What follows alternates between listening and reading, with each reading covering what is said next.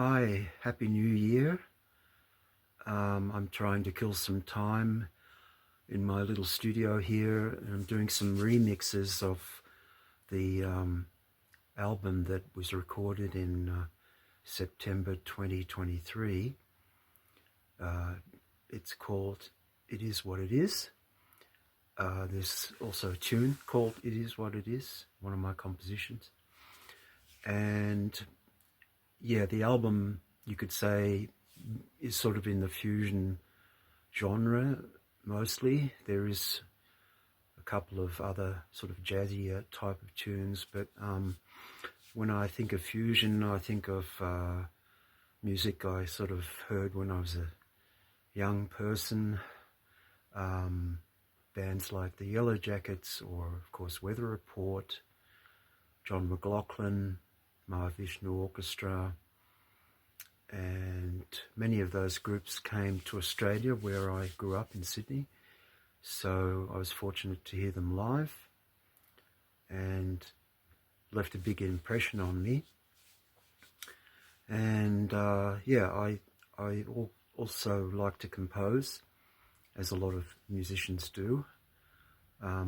It's a way of expressing your ideas, and so this new album, 2023, features mostly compositions that hadn't been recorded before that.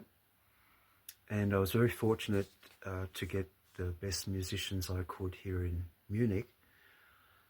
Tim Collins on the vibraphone, who's a fantastic American player who moved to Munich some years ago. Bastian Pfeiffer, that's right. He's on the keyboards. He's a younger person I met at the university here in Munich where I teach, and he's a student. Fantastic keyboarder and musician. And on bass, Patrick Scales, who's another colleague that played in the band of Klaus Doldinger, which is called Passport. And on drums, Christian Lettner, also a Passport member. So I was just thinking, recently we had a bit of a dinner, Klaus Doldinger's birthday dinner back in May, and that was a band I played in for over 30 years. Not continuously, but over a time span of 30 years.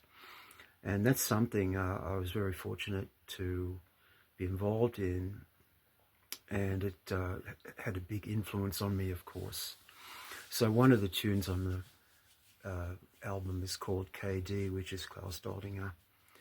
And yeah, the remix, I use Logic. You might recognize the layout here. And of course, these days, when we're not using tape anymore, so you could mix every day. It never can end if you want. But I did leave this for over a year.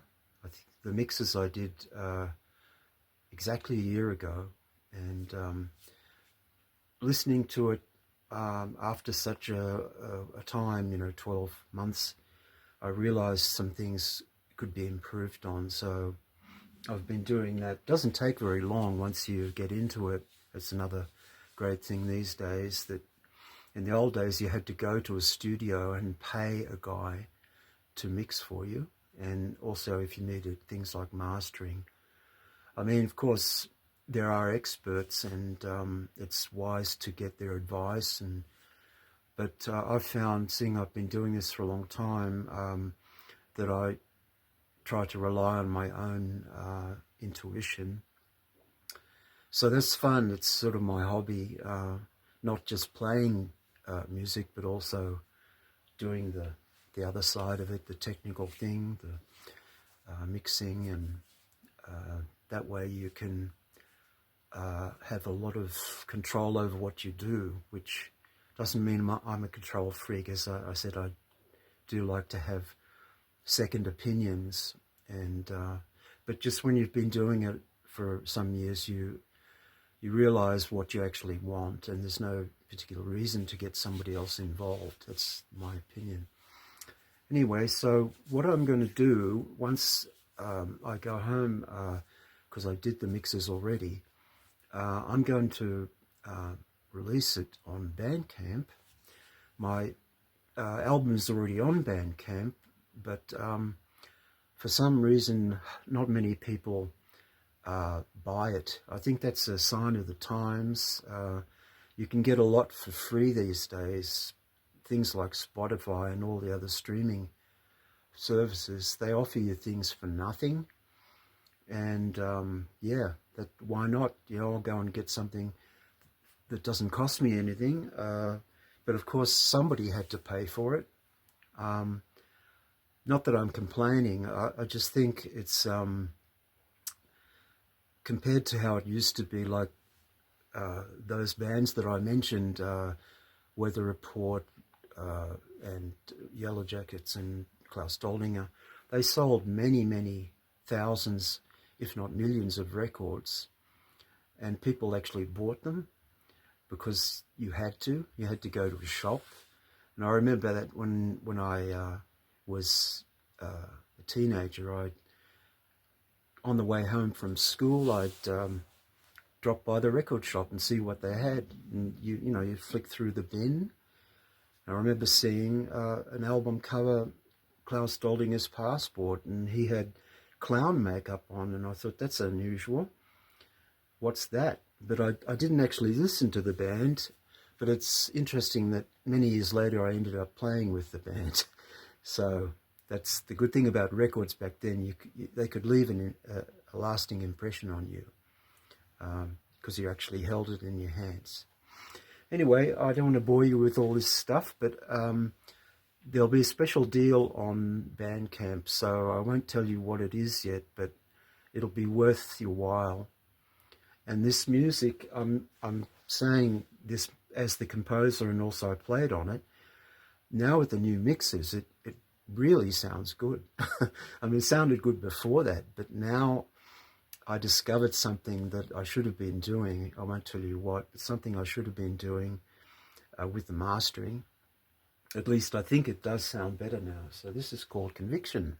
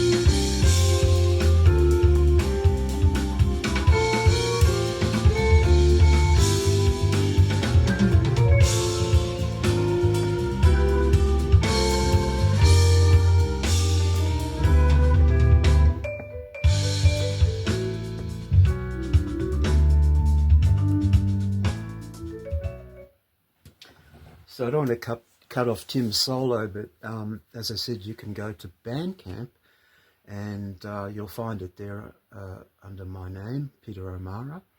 And you'll also, if you should decide to spend any money, you'll get a bonus thing of, if you're a musician, all of the compositions and all of the parts, like the band was vibraphone, keyboards, guitar, bass and drums. So that's 5 parts. You'll also have in a special folder PDFs of all the tunes, so, and also scores. So not that I'm saying my music is better than other people's, but I just wonder how many people offer you that.